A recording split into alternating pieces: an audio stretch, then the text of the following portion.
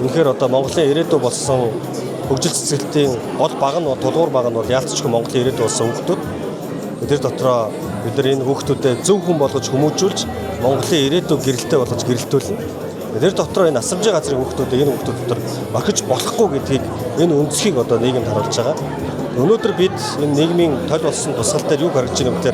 18 наснд хүрээд бие хүн болж төлөвшөөгүй байгаа сэтгэлийн хад суугаагүй байгаа хүүхдүүд нийгэмд шууд харанхуй ангил руу орвол яаж ямар цөрөг үр дагавартай вэ гэдгийг харуулж байгаа. Харин үүний оронд бид нар энэ хүүхдүүдийг 24 нас 25 нас хүртэл төр халамжилдаг бодлого гаргаж иргэн бүр энэ хүүхдүүдийн төлөө нийгмийн сайн сайхны төлөө төсөл хөтөлбөрүүдийг хэрэгжүүлж төсөл хөтөлбөр гэлтгүүгээр жижиг ч гэсэн хатгаа нэг зүйлүүдийг хийж хэрэгжүүлж чадвал уул нь энэ хат суусан хүүхдүүд өнөөдөр энэ англиар чөлөөтэй синхрон орчуулга хийж чадж байгаа шигээ энэ хүүхдүүд Монголын ирээдүй болж гэрэлтэж Монголыг магадгүй 100 жилийн дараа хүрэх хөгжилд 30 жилийн дотор авчрах бас нэг гол болсон хүч байх боломжтой маа гэдгийг энэ киногоор дамжиж харуулахыг зорьсон. Тэгээ яг одоо бол тогтлол ялгаагүй бас үзэхэд хүлээгээл байж байна.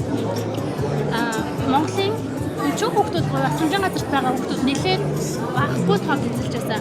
Статистик үзүүлэлтээр тэр хүүхдүүдийн бүгд 18 нас хүрээд ямар ч нийгэмдэр эзлэх байр суурьгээр гаргаад ирчихдэг. Энэ дээр бодлогын хүрээд та бас дарга байсан үстэй. Дарга байсан хүний хувьд бодлогын хүрээнд ямар арга хэмжээ авч хэрэгжүүлбэл илүү хүчтэй юм бэ? Хоёр зүйлийг бид нар онцгой анхаарах хэрэгтэй.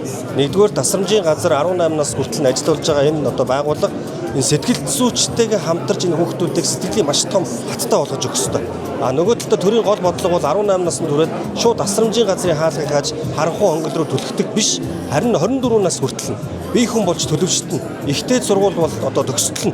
Ажлын гараан дээр гарч алдаж онох тэр хүртэл нь одоо багш нарын энэ заавар зөвлөгөөгөөр энэ хүүхдүүдийг Монголын ирээдүй болгож хөгжүүлж чадвал энэ хүүхдүүд гэрэлтэй гэгээтэй нийгэмд одоо өсөж тойрно. Эргээд энэ хүүхдүүд анх яаж ихэлсэн тэр цэг рүү биш. Харин Монголын ирээдүй рүү гэрэлтэй болгож энэ хүүхдүүдийг дахин одоо нэмэгдүүлэхгүй байх тал дээр энэ хүүхдүүд эргэж ажиллана. Дээр нийгмийн сайн сайхны төлөө ажилласан ийм одоо ирээдүйн гэрэлтэй залууч болоо гэж харж байгаа.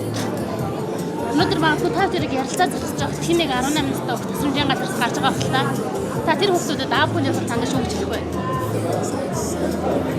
Үнэхээр амаргүй.